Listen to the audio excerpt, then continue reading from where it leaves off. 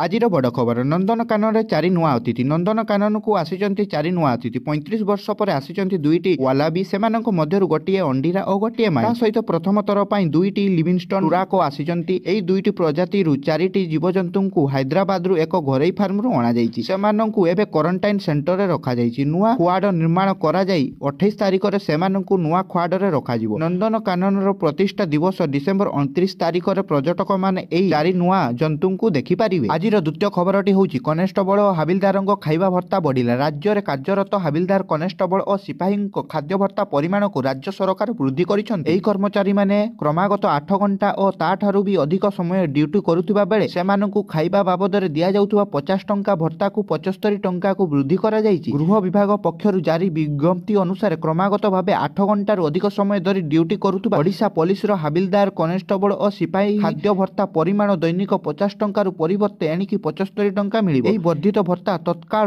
ପ୍ରଭାବରୁ ଲାଗୁ ହୋଇଛି। ଏହି ନିଷ୍ପତ୍ତି ଫଳରେ ରାଜ୍ୟରେ ପ୍ରାୟ 55,000 ହାବିଲଦାର କନେଷ୍ଟବଳ ଓ ସିପାହୀ ଉପକୃତ ହେବେ।